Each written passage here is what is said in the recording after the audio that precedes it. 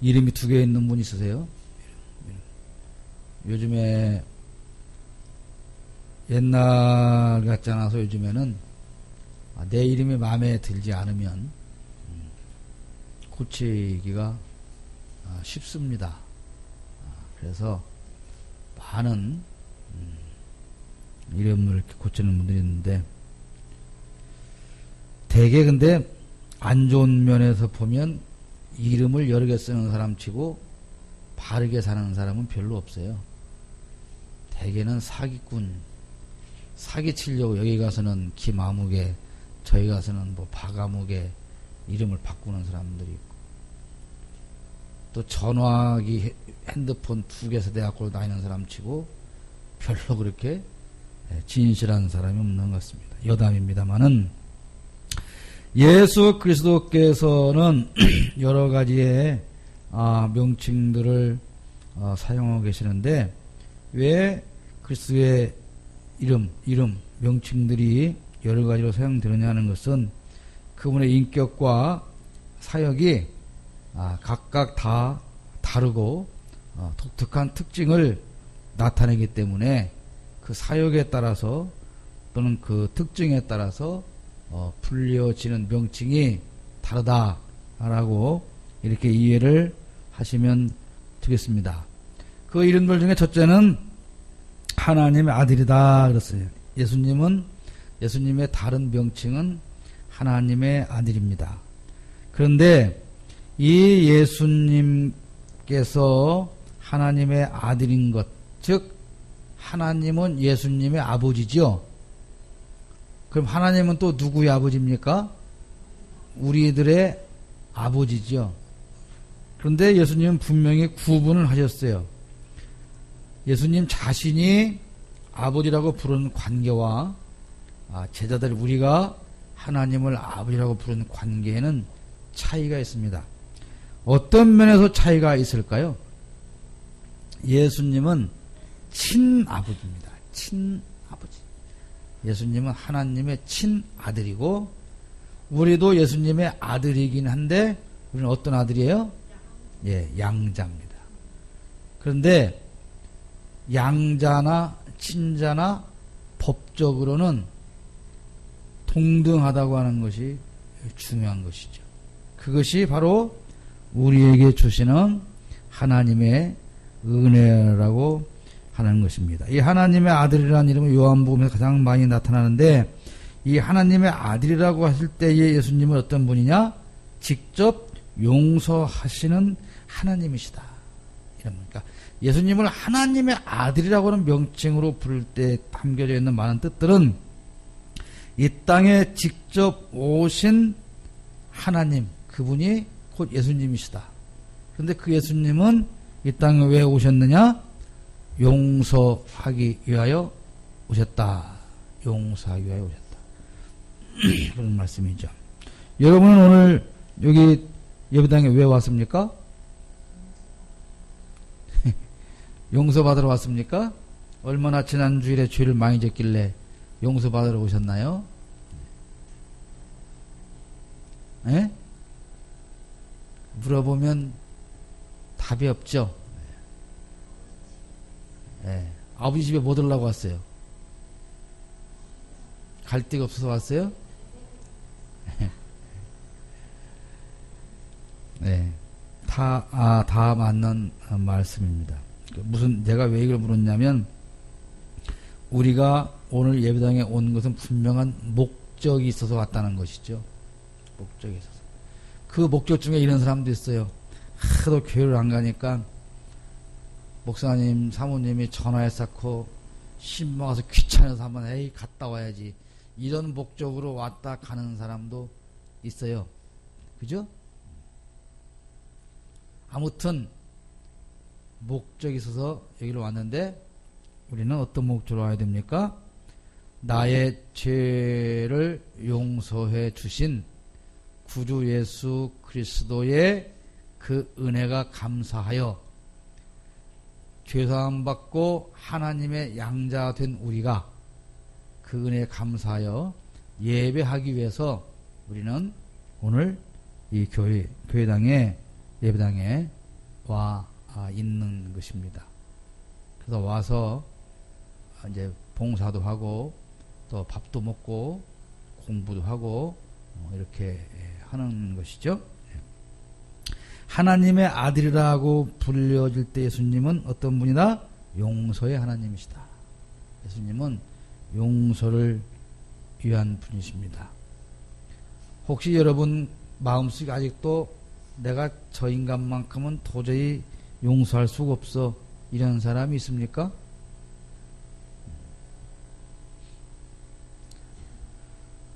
용서는 쉬운 것이 아닙니다. 용서야말로 진정한 용기가 필요한 것입니다. 그러나 용서하지 않고는 사랑할 수가 없는 것입니다. 하나님께 기도하셔서 용서하고 사랑할 수 있는 용서의 하나님이신 예수 그리스도의 제자인 우리가 용서하는 삶을 살아갈 수 있기를 기도하시고 그런 능력을 받으시기를 축복합니다. 두 번째 명칭은 말씀입니다. 예수님을 말씀이라고 했는데 구약성경에서는 하나님이 말씀으로 만물을 만드셨다 그랬어요. 하나님이 가라사대, 하나님 가라사대가 뭔 뜻이에요? 가라사대. 네, 말씀하시기를. 옛날에 우리 어려서 유치동부 다닐 때는 가라사대 게임이라고 했어요. 가라사대. 그래서 가라사대 일어서 그렇게 하면 가라사대 할 때만 행동으로 따라서 우리 윤혜영 권사님 같은 경우는 잘 아실 거예요.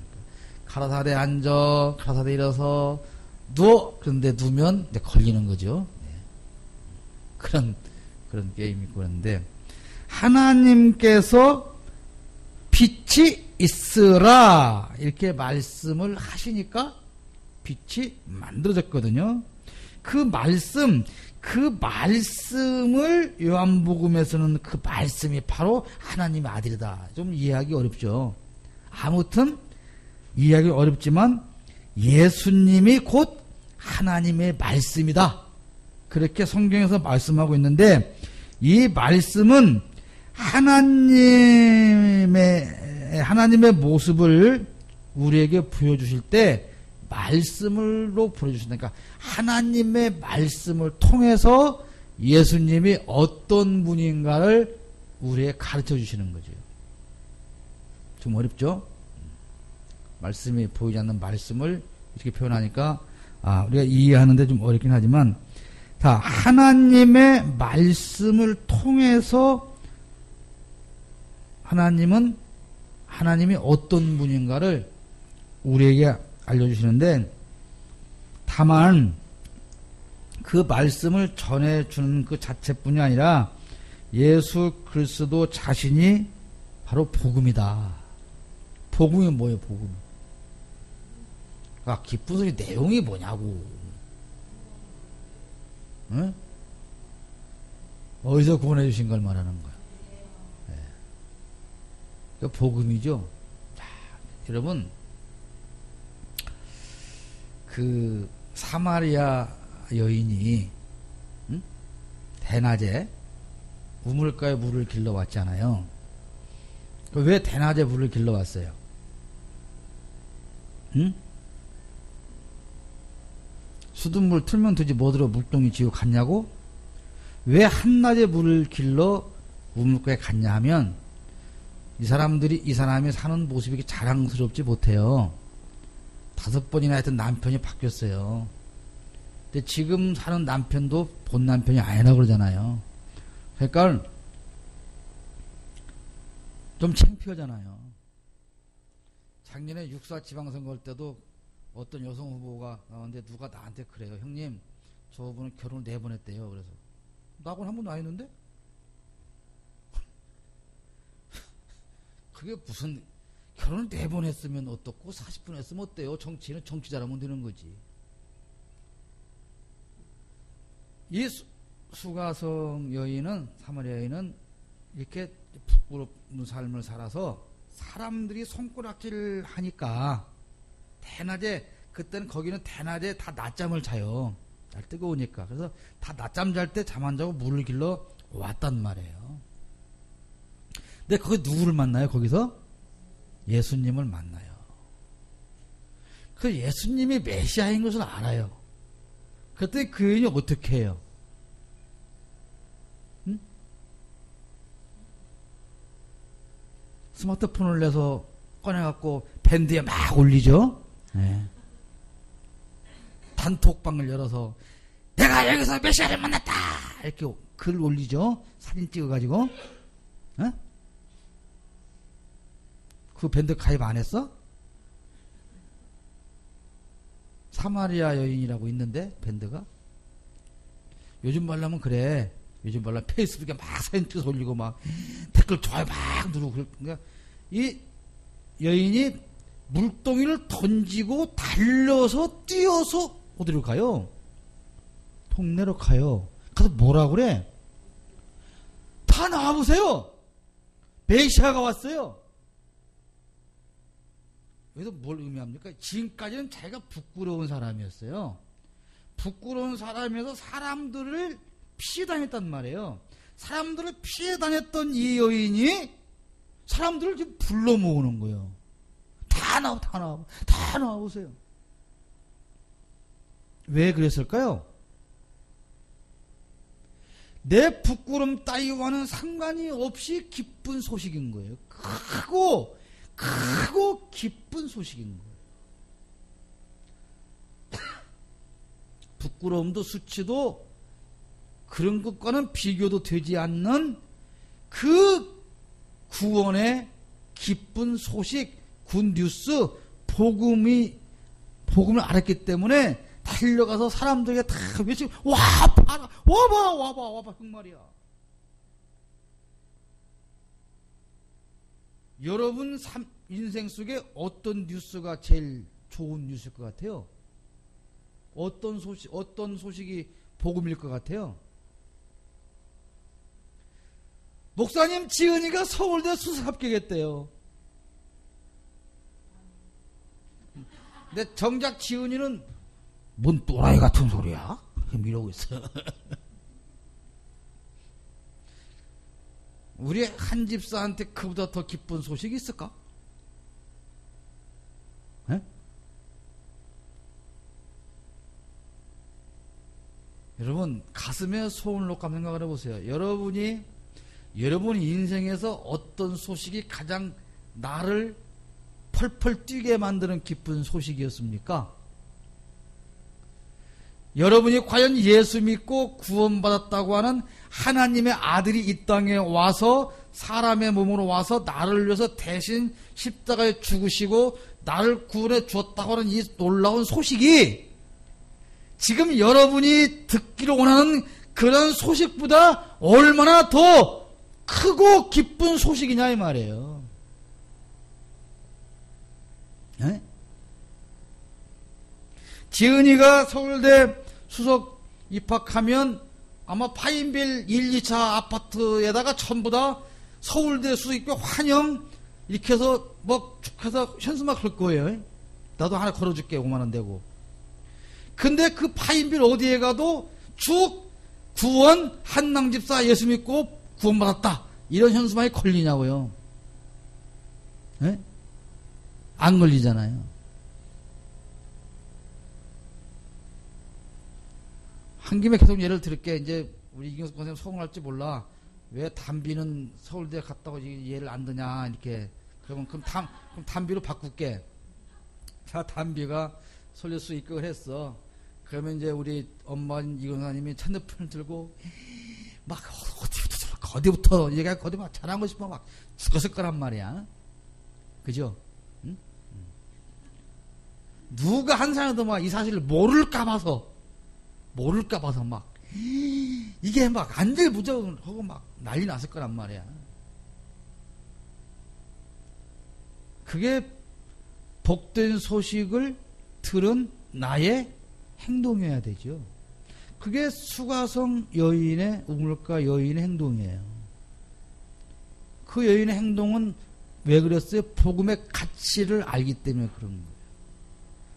여러분이 알고 있는 복음의 가치는 뭐예요? 누구 한 번이라도 전화를 해봤어요? 걸어봤어요? 나 구원받았다. 자랑해봤어요. 그리고 그것이 무슨 복된 소식이라고 여러분 생각하고 계십니까? 복된 소식 맞아요?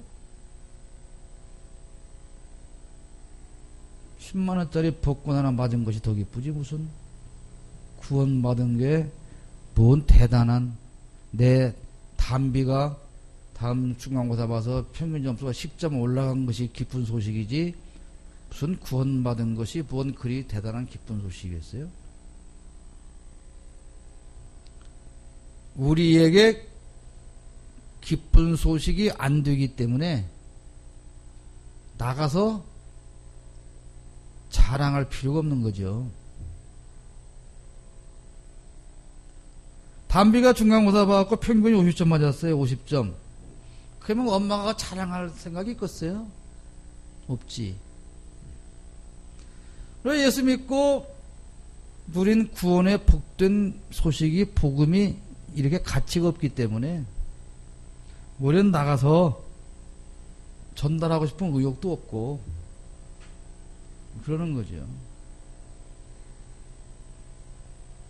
반성해야 됩니다. 과연 우리는 구원받은 하나님의 자녀가 맞는지, 구원의 감격이 있는지, 또는 구원의 확신을 가지고 사는지.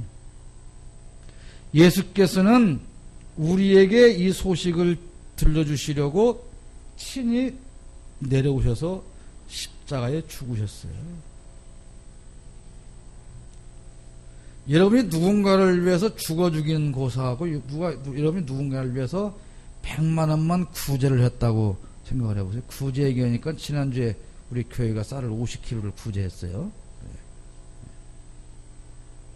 그럼 우리가 들여다주면 힘들까 봐서 본인이 와서 가져갔어요.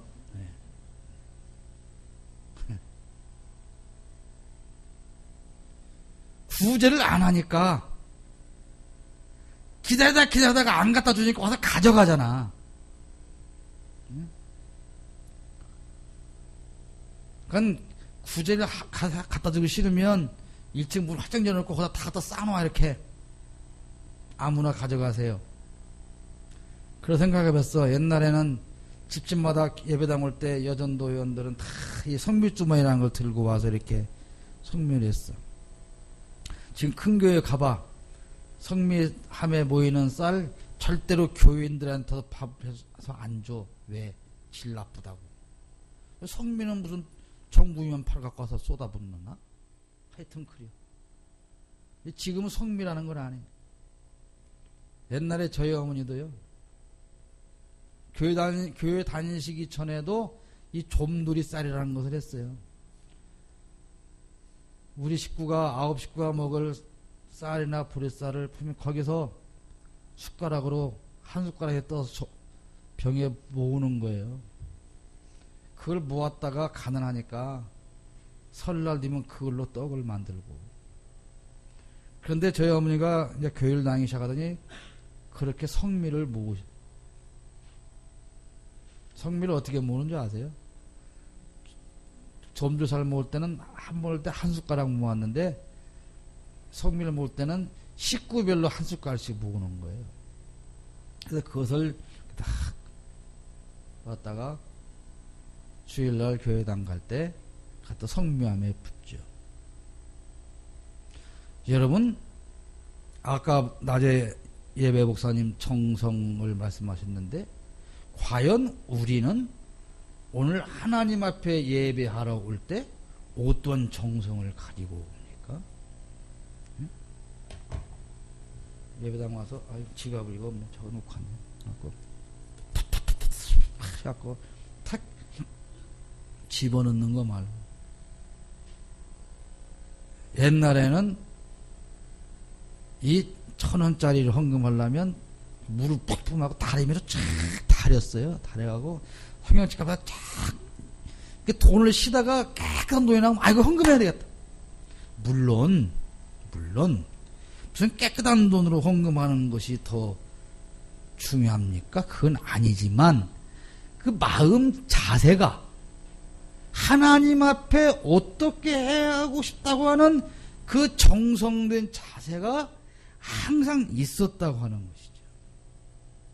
오늘 우리에게 그런 게 없어요. 어떠한 정성을 가지고 와서 합니까?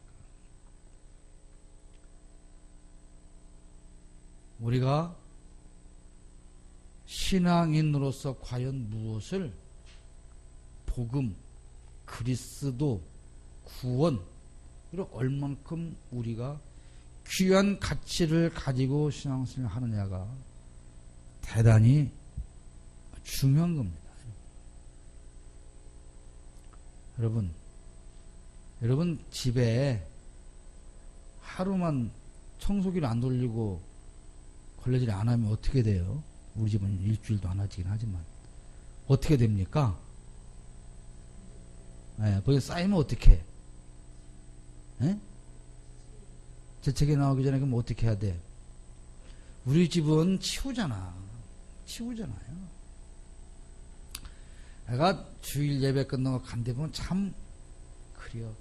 타놓은 커피 먹다 마른 것도 그냥 있고, 차 티백 담궈 놓은 것도 그냥 있고, 휴지 구겨 놓은 것도 그냥 있고. 혹시 여러분 예배 끝나고 주보를 댁으로 가져가시는 분 계십니까? 네? 계세요 혹시? 주보, 우리 교인보다 교인이 싹 왔다 갔는데 남는 주보가 교인 숫자만큼 남아. 이거 뭡니까? 관심이 없는 거예요. 옛날에는요, 주보를 꾸기는 거 있습니까? 그거 집에다가 다 철해서 다 집게 찝어서 모아놓고, 그런 정성과 관심인 겁니다. 뭐 요즘 솔직히 주보 볼 게 뭐 있겠어요. 그러나 애정이 있는 거예요. 이게 우리 교회 이번 주보야. 그걸 차곡차곡 모아놓고 떠들어보고. 그러지 않으니까 주보 예배 드리러 오는데 주보가 필요가 없죠. 순서는 여기서 다 띄워주지요. 뭐 책이 필요합니까? 뭐가 필요합니까? 그러니까 그 주보에 내가 무슨 담당인가조차도 몰라요. 또 써놓으면 뭐 합니까? 안 하면 그만이지. 뭐 안 하면 벌금을 냅니까? 무슨 정부에 자벌을 갑니까? 세금을 냅니까? 과태료를 냅니까? 안 해도 아무 누가 뭐라고 하는 사람도 없는데 뭐 하러 합니까? 이번에 한번 이 가치적인 면에서 한번 생각을 해보죠. 가치적인 면에서 여러분 아이에 대해서, 아이가 예를 들어서 숙제를 놓고 갔다고 그러면 어떻게 합니까? 직장 가다가 돌이켜 와서 그거 다시 갖다 주는 사람들이 요즘 엄마 아빠예요. 그렇지 않나요?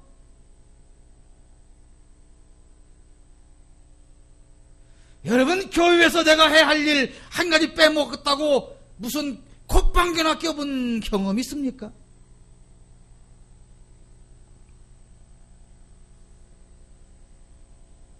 다른 건 다 해요.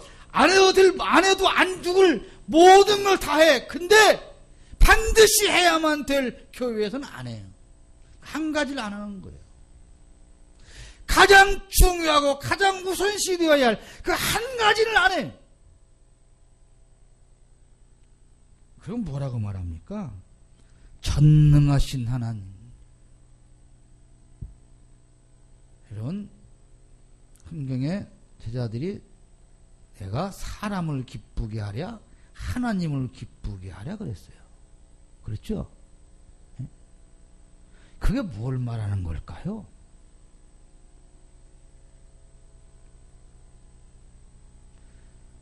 이렇게 하면 혹시 협박한다고 생각할지 모르겠는데요. 시어머님 때문에 주일날 교회 못 온다고 핑계대지 마세요. 그 시어머니 돌아가실 때까지는 교회 못 다녀요. 애 때문에 교회 못 온다고 핑계대지 마세요. 그 애 때문에 교회 계속 못 다녀요. 학생들 공부하느라고 교회 보던다 핑계대지 마세요. 그런 사람 공부 잘하는 사람 한 명도 못 봤어요. 특히 시험 공부한다고 주일 예배당 안 가는 사람 치고 난 시험 잘 보는 사람 본 적이 없어요. 본 적 없어요. 어차피 공부도 못할 것인데 그래도 교회 가느라고 시험을 잘못 봤다가 하면 할 말이라도 있지. 여러분, 우리에게 그리스도는, 복음은 과연 무엇입니까? 우리는 말씀이신 예수님께 순종하고 복종하는 삶을 살아야 됩니다. 그러지 않고 우리 삶의 변화 여러분 기대하지 마세요. 기대할 수 없어요. 무엇이 그렇게 정신이 없이 세상을 살아갑니까? 무엇 때문에? 하나님께서 째째하신 분이 아니지만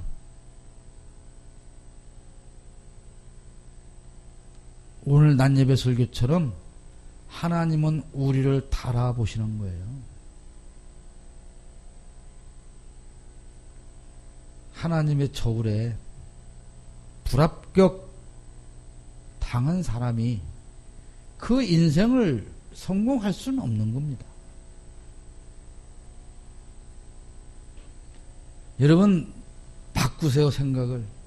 다른 건 다 못해도 하나님 섬기는 것만큼은 빼먹지 않는다. 다른 건 다 못해도 예배하는 것만큼은 빼먹지 않는다. 그렇게 살고 여러분 한번 비교 시험을 해보세요. 여러분 인생이 그전하고 달라지는 거 달라지지 않는다.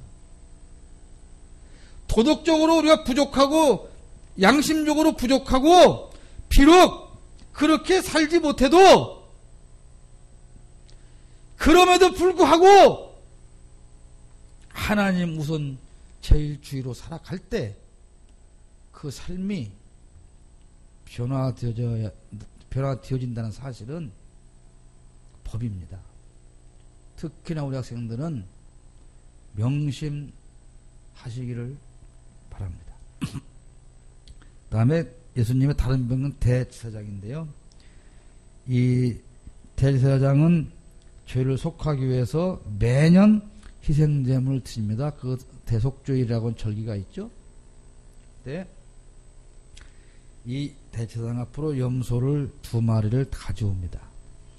그러면 제비를 뽑아서 한 마리는 각을 떠서 희생제물로 번제로 드리고 살아있는 한 염소에게는 소머리를 안수해서 기도를 하는데 어떤 기도를 하냐면 그 백성들이 지은 모든 죄를 이 안수를 해서 염소에게 전가를 시키는 거예요. 이것을 아사셀 염소라 그래요. 그리고 나서 이 모든 백성들의 죄를 다 떠안은 염소는 어디로 갑니까? 광야에 멀리 가서 다시 돌아올 수 없는 먼 곳에 가서 염소를 버리고 돌아옵니다. 그러면 이 이스라엘 백성들의 모든 죄를 다 짊어진 아사셀 염소는 헤매고 다니다가 굶어 죽든가 또는 맹수에 찢겨 죽든가 그런 거예요. 그렇게 하는 거예요. 그러면 그 아사셀 염소가 왜 죽어요? 무엇 때문에? 죽은 이유가 뭐예요? 백성들의 죄를 뒤집어 쓰고 죽는 거죠. 그게 누구요? 그게 예수님을 보여주는 거란 말이에요. 그래서 그 예수님께서 이 땅에 오셔서 십자가에서 아사셀 염소가 되어 주신 거고 희생 제물이 되어 주신 거예요. 근데 그건 한 번으로 끝나는 거예요. 그러니까 예수님 오시기 전에 그 속죄는 해마다 하는데 그거는 왜 그래요? 예수님께서 오셔서 희생 제물 되실 것을 상징적으로 보여주는 것이기 때문에 그거는 매년 반복되어야만 되는데 이 예수님께서 오셔서 자신이 드린 희생의 죽음으로 말미암아 이제 대제사장이 되었고 하나님과 우리 사이에 중보자가 되었고 그 희생은 다시 반복될 필요가 없어요. 그러니까 여러분은 죄를 사함 받았어요? 안 받았어요? 에? 받았어요. 그럼 지금 죄가 있어요? 없어요? 사함 받았는데 죄가 왜 있어요? 응? 뭔 말인가 잘 모르겠죠? 이렇게 얘기하면 좀 쉽게 이해가 될까요? 우리나라에서는 그 재벌들이 이 죄를 지으면 대개 형이 정해져 있어요. 뭐 징역 3년에 집행유예 3년 이런 식으로. 근데 이제 혹시 실형 선고를 받아도 어떻게든지 특사로 빼주죠.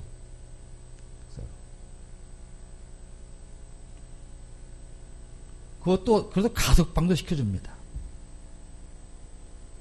가석방을 받았어요. 가석방이에요. 그러면 그 사람은 아직도 죄인인 거예요. 죄인. 좀 의미가 다르긴 한데 우리가 분명히 죄사함을 받아서 하나님의 자녀가 되었어요. 그것을 예수님께서 발을 씻겨주면서 설명을 하셨죠. 내가 너희들에게 발을 씻어주지 않으면 너희는 나와 상관이 없다.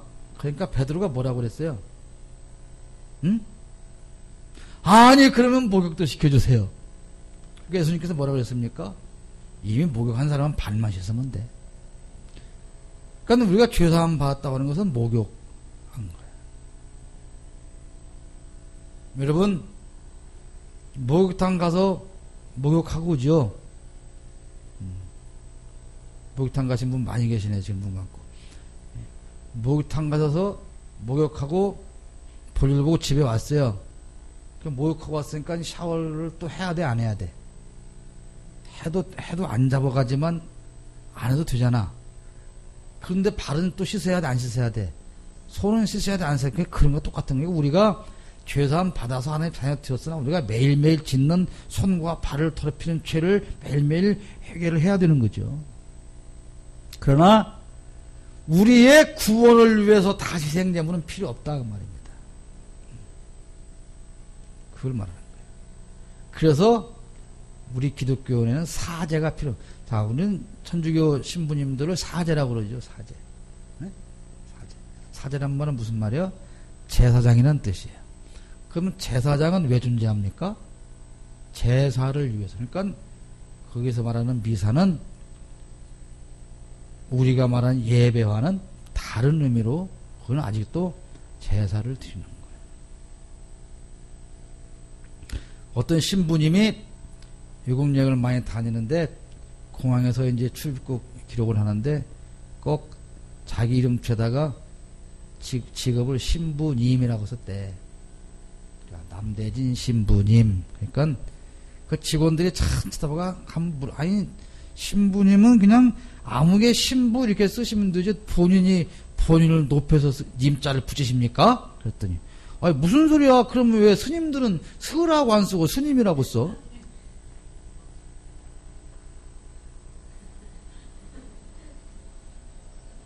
잠 좀 깨셨냐고.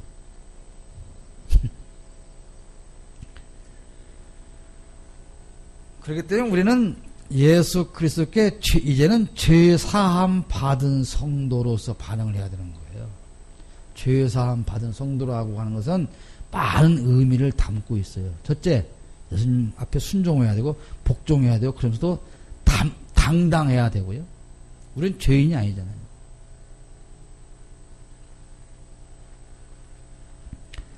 그리스도의 은혜로 죄사함 그런 받은 성도로서 반응하는 복된 여러분의 삶이 되시기를 바랍니다.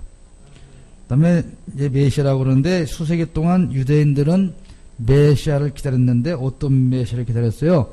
정치적인 메시아, 그러니까 로마의 식민지에서 자신들을 해방시켜줄 그런 메시아를 기다렸는데 정작 메시아의 역할은 그런 정치적인 것이 아니고 뭐 경제를 부흥시키고 이런 것이 아니라 죄의 문제를 해결하는 구주가 되시는 것이 메시아의 역할이다. 십자가에 죽고 부활하시는 것이 메시아의 역할이라고 하는 사실들을 이 유대인들은 알지를 못했어요. 그런데 이 예수님을 최초로 메시아라고 그리스도라고 고백한 자가 바로 베드로라고 하는 것이죠. 여러분, 여러분에게 예수님은 어떤 분이어야 됩니까? 메시아여야 됩니다. 주님, 메시아, 구주. 여러분에게 예수 그리스도께서 메시아가 아니면 우리는 아무 상관이 없는 거예요. 그 다음에 예수님은 자신을 인자라고 호칭하셨는데 가장 많이 사용한 말인데 이 말은 인자라는 말은 하나님의 신성과 인성을 동시에 포함하는 말입니다. 이 말은 쉽게 말하면 하나님이 사람으로 사신 거예요. 하나님이 사람으로 사신 거예요. 자, 담비야, 왕자와 거지 알지? 응? 거지와 왕자와 거지 알지? 그 왕자가 옷 벗고 입었다가 거지로 쫓겨난단 말이에요. 그러면 그 사람은 지금 왕이야, 거지야? 거지야? 왕이야? 거지야?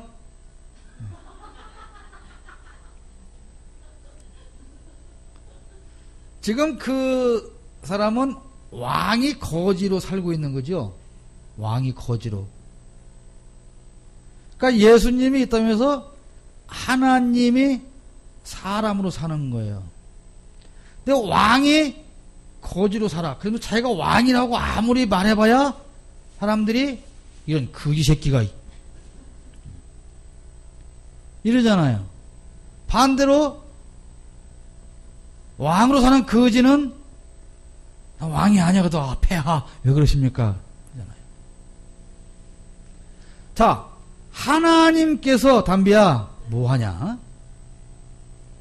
하나님께서 사람으로 이 땅에 사셨어요. 그러니까 신성과 인성을 가지신 분이라고 그러면 우리는 뭐 반절은 하나님이 반절은 사람이냐? 그게 아니에요. 어저께도 고 박정희 대통령이 뭐 반신 반인이라고 그러면서 참 난리가 났어요. 초작제역하면. 여러분, 반신 반이면 그것이 신이요 사람이요? 에? 사람이 아니문이다. 말은 맞는 말이지. 하나님이 사람을 사신 것이 왜 중요하냐? 왕자가 거지로 산 거하고는 상황이 많이 다르죠. 하나님은 일부러 무엇을 위해서?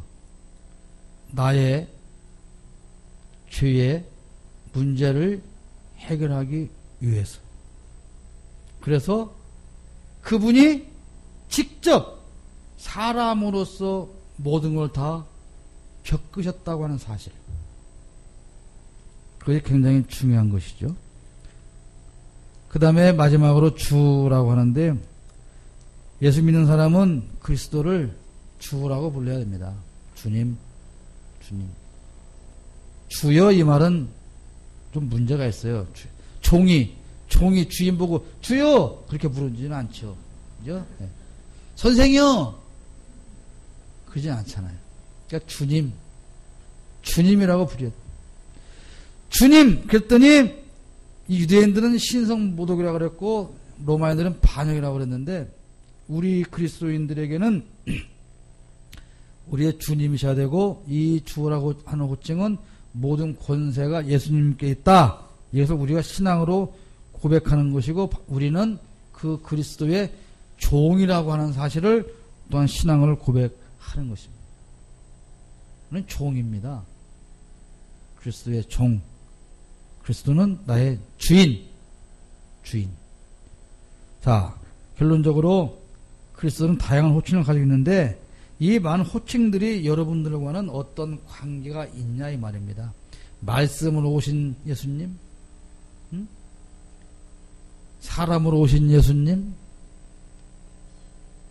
메시아로 오신 예수님, 주로 오신 예수님, 인자로 오신 예수님, 이 예수님이 여러분들과는 어떠한 관계를 가지고 있느냐. 요즘에는 이런 주라는 개념도 교회에서 많이 살아서 옛날 어른들은 그다가 아이고 깜짝이야 할 때마다 항상 놀랄 때도 주! 그랬어요. 주! 아이고 큰일 날 뻔했네. 주! 깜짝 놀랐네. 그만큼 그렇게 해야 된다는 게 아니라 그만큼 주님이라고 하는 이 관계를 아주 밀접하게 나와 함께 가지고 살았다는 거죠. 요즘 별로 그런 걸 못 보죠. 여러분들은 그리스도를 어떤 호칭으로 부르고 계십니까? 가룟 유다는 한 번도 예수님을 주라고 부른 적이 없습니다. 뭐라 불렀어요? 랍비요, 선생이요. 왜 그랬을까요? 예수님과 상관이 없는 사람이기 때문에 그렇습니다. 여러분은 예수님을 뭐라고 그러십니까? 그분이 여러분의 구주가 되시기를 간절히 축복합니다. 기도하겠습니다. 거룩하신 하나님,